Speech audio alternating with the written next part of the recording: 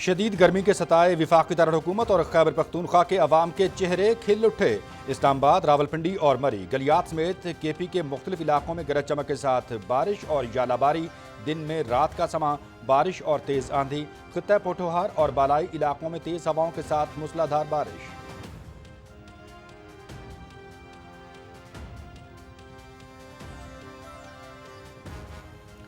سفارتی محاذ پر سرگرمیاں تیز، وزیر اعظم کل سے مختلف ممالک کا دورہ کریں گے۔ وزیر اعظم کل سے 23 مئی تک ترکیہ، ایران، آذربائیجان اور تاجکستان جائیں گے۔ علاقائی و عالمی امور پر بات چیت اور تاجکستان میں بین الاقوامی گلیشیئرز کانفرنس میں شرکت کریں گے۔ وزیر اعظم حالیہ بحران کے دوران پاکستان کی حمایت پر ان ممالک کا شکریہ بھی ادا کریں گے۔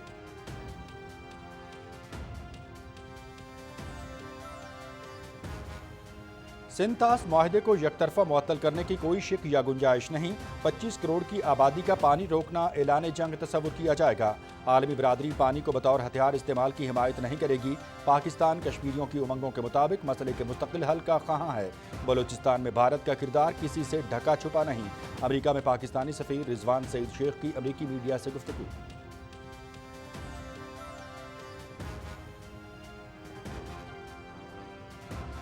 بھارت مقبوضہ کشمیر اور پاکستان سمیت دنیا بھر میں دہشت گردی کا سرپرست۔ دریاؤں کے بہاؤ کو روکنے کی کوشش کی۔ پانی زندگی ہے، جنگ کا ہتھیار نہیں۔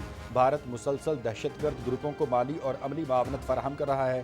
سلامتی کونسل میں پاکستان کے مستقل مشن کی کونسلر سائمہ سلیم کا اظہار خیال۔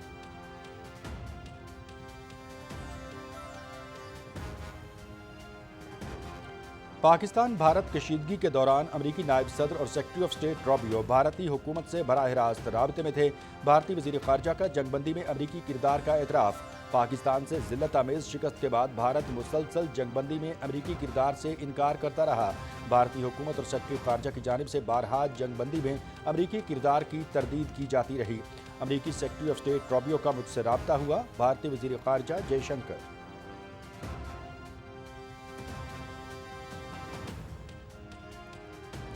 ڈیپورٹ ہونے والے افراد کے خلاف ایف آئی آر کا اندراج کیا جائے گا، پاسپورٹ منسوخ کیے جائیں گے۔ ڈیپورٹ ہونے والے افراد کو 5 سال کے لیے پاسپورٹ کنٹرول لسٹ پر بھی ڈالا جائے گا۔ وفاقی وزیر داخلہ محسن نقوی کی زیر صدارت اجلاس میں فیصلہ۔ ڈیپورٹ ہونے والے افراد پاکستان کے لیے بین الاقوامی سطح پر شرمساری کا باعث بن رہے ہیں۔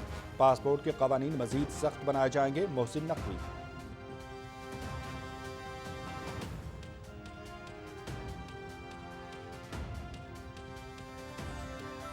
وزیر اعلیٰ سندھ سے عالمی بینک کے اعلیٰ سطح وفد کی کراچی میں ملاقات۔ صوبے میں واش پروجیکٹ کا مؤثر انداز میں آغاز کرنے پر اتفاق۔ منصوبے کے تحت پانی، صفائی ستھرائی اور حفظان صحت تک رسائی اور طریقوں کو بہتر کیا جائے گا۔ واش پروجیکٹ 27 کروڑ ڈالر سے شروع کر رہے ہیں۔ صوبے کی 15 لاکھ آبادی مستفید ہوگی، سید مراد علی شاہ۔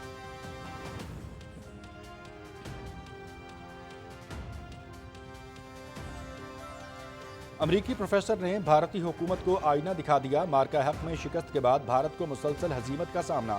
غیر ملکی دانشور بھی پاکستان کی کامیابیوں کے معترف۔ بھارت پاکستان کو ہر ممکن کوشش کے باوجود خوفزدہ نہیں کر سکا۔ نہ پاکستان پیچھے ہٹا اور نہ ہی بھاگا۔ بھارت اور اس کا گودی میڈیا جنگجویانہ رویہ رکھتے ہیں۔ بھارتی ٹی وی پروگرام کے دوران پروفیسر کرسٹین فیئر کی گفتگو۔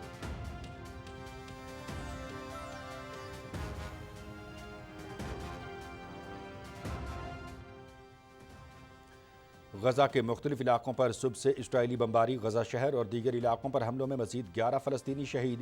کل سے شہید فلسطینیوں کی تعداد 76 ہو گئی۔ غزہ میں خوراک کا طویل بحران، لوگ کھانے کی اشیاء کو ترس گئے۔ غزہ آنے والی امداد انتہائی کم ہے، مزید امداد کی اشد ضرورت ہے۔ امداد کی بروقت ترسیل نہ ہوئی تو فلسطینی آبادی کے لیے تباہ کن نتائج ہوں گے۔ سربراہ اقوام متحدہ انتونیو گوتریس کی نیو یارک میں صحافیوں سے گفتگو۔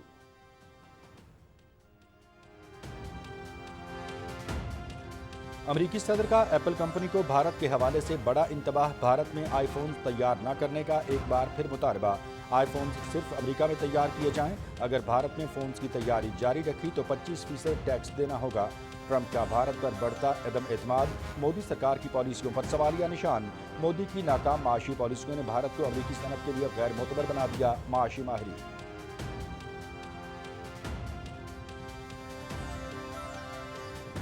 بنگلہ دیش بھارت کے درمیان سفارتی کشیدگی شدت اختیار کر گئی۔ بنگلہ دیش نے بھارتی کمپنی کے ساتھ کروڑوں کا معاہدہ منسوخ کر دیا۔ بنگلہ دیش نے شپ تعمیر کرنے کے $21 ملین کا دفاعی معاہدہ منسوخ کر دیا۔ منسوخ شدہ معاہدے میں بنگلہ دیش کے لیے جدید سمندری ٹگ کی تعمیر شامل تھی۔ بھارتی وزارت دفاع کے تحت کام کرنے والی کولکتہ میں قائم سمندری جہاز تعمیر کرنے والی کمپنی کا بیان۔